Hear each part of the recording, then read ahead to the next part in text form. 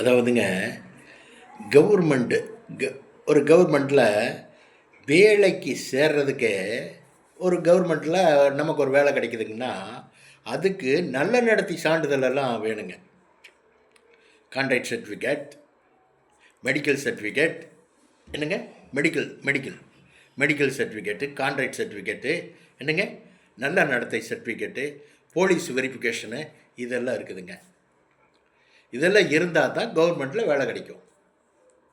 அப்போ அந்த மாதிரி ஒருத்தர் வேலைக்கு சேரும்போது அவர் நல்ல மனிதர் எந்த ரிமார்க் இல்லாத ஆளுங்காட்டி தானே அவருக்கு அந்த வேலை கிடைச்சிருக்கு. சொல்லுங்கள் பார்க்கலாம். அந்த ஒரு சான்றிதழை போதுமல்ல ஒரு ஒரு ஆஃபீஸில் அந்த ஒழுக்கம். அப்போ அந்த ஆள் ஆஃபீஸில் வேலை செய்யும்போது நான் படித்தவங்க கூடையெல்லாம் பழகும்போது இன்னும் டீசெண்ட் ஆயிடுவார்ல. டீசெண்ட் ஆயிடுவார்ல, பெண்ணாக இருந்தாலும் ஆணாக இருந்தாலும். சில பேரெல்லாம் ஆஃபீஸராகி எம்எஸ்சி படித்து அதை படித்து இதை படித்து ஏதோ எலிமெண்ட்ரி ஸ்கூலில் அது இதுவும் படித்து கிடிச்சு ஏதோ சத்துணவுக்கெல்லாம் சாப்பிட்டு இப்படி படித்து கிடிச்சு தத்தி குத்தி ஆஃபீஸர் ஆகிடுறாங்க.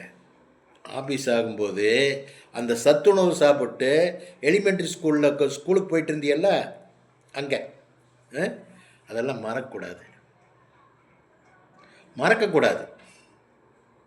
மறந்து நடக்கக்கூடாது. அப்படி மறந்து உங்களுடைய வாழ்க்கை சூட்சமாக இருக்கவே இருக்காதே. 35 இயர்ஸ் 35 வயசு இளமையெல்லாம் தாண்டினதுக்கப்புறம் முதுமை ஆரம்பிக்கும் போது உனக்கு கல்யாணம் நடக்குது.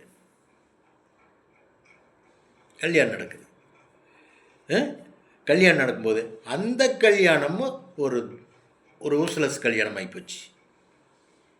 நல்ல ஒரு வில் பவரு, நல்ல ஒரு செமினார் உள்ள ஆள் உனக்கு மாப்பிள்ளைய கிடைச்சதா? ஒரு நோயாளி வாழ்க்கப்பட்டான், வீட்டில் நோயாளியாக இருக்கிறான். உன்னுடைய வாழ்க்கை பாரு எப்படி இருக்குன்னு. முதுமையாகி கல்யாணம் ஆகியும் கூட நல்ல ஒரு வாழ்க்கை உனக்கு கிடைக்கல. அப்போ எவ்வளோ பாவம் செஞ்சுருக்க நீ.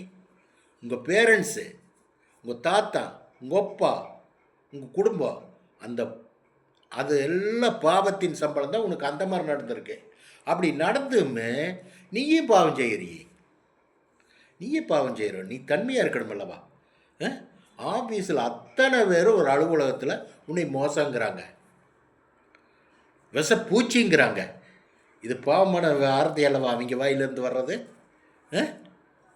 நல்லவங்கன்னு சொல்கிறாங்களா அவனைய? மேடம் சொல்லுவாங்க. என்கிட்ட வயிற்றில் சோத்தில் மண்ணை போட்டுருவீங்க அப்படின்னு பயந்துக்கிறாங்க, வயிற்றில் அடிச்சிருவியான்னு பயந்துக்கிறாங்க. 1000 வருஷம் வாழ்க்கை இல்லை, 100 வருஷம் வாழ்க்கை இல்லை. என்ன இருக்கிறதே வாழ்க்கை கொஞ்ச நாள் தான். அசிங்கப்பட்டு வாழ்ந்து பிரயோஜனமே இல்லை. நல்ல ஜம்முன்னு வாழணும், அருமையாக வாழணும், நினச்சதை சாப்பிட்டு என்ன கையுட்ட பணம் வரணும், அப்படின்னா ஃப்ளைட்டில் போகணும், அப்படின்னா ட்ரெயினில் போகணும், அப்படின்னா காரில் போகணும், என்ன அப்படி வாழணும். அப்படி வாழ்கிறதுக்கு என்ன பண்ணணும்? என்னைக்கு நான் சொல்கிறேன், புண்ணியம் பண்ணணும். பாட்டம் போட்டெல்லாம் எந்த கர்மையும் செஞ்சிடக்கூடாது, அப்பா செஞ்சிடக்கூடாது. அப்படி ஜெனரேஷன் பிறந்தால் இந்த மாதிரியெல்லாம் இருக்கலாம். ஃபேன் பத்திலையா? பெட்ரூமில் ஏசி, கைதட்டின காஃபி, பீரோவா திறந்த கேஷ். இந்த மாதிரி வாழணுன்னால் புண்ணியம் மட்டும் இல்லை, தானம் தர்மம் நிறைய பண்ணணும். நம்மளை மாதிரி மாநிலர்கள் வாயில் நல்லவர், வல்லவர், தங்கமான மனிதன் அப்படிங்கிற பேர் வாங்கணும். அந்த பேர் வாங்குறது அங்கே காது கேட்கும், மேலே இறைவனுக்கு காது கேட்கும். இறைவனுக்கு காது கேட்கும்போது உன்னை தொளிச்சு கழுவி விட்டுருவார். புரிஞ்சுதா? பாரு, நான் போடுற வீடியோவெல்லாம் நீ பார்த்து மனசு தெளிவாய்க்க. என் மேலே கோவப்படலாம், எங்கிட்ட நீ பேசலாமே தாராளமாக, நான் ஒன்றும் கோவிச்சுக்க மாட்டேன். ஏற்கனவே நீ நமக்கு ஃப்ரெண்டு, அறிமுகமான ஆள் தான், நான் ஒன்றும் கோவிச்சுக்க மாட்டேன். சரியா? சத்திய நேர்மை தரும் பிரகாரம் நடக்கணும் வாழ்க்கை. தூங்கி எந்திரிக்கும் போது ஃப்ரெஷ்ஷாக தூங்கி எந்திரிக்கணும். வேதனையோடு தூங்கி எந்திரிக்கிற நீ வேதனை செமந்துட்டுருக்கிற. அப்படி இருக்கும்போது நீ எப்படி நடந்துக்கணும்? மற்றவங்களை துன்புறுத்துறதோ துரோகம் பண்ணுறதோ கூடாது. தப்பு.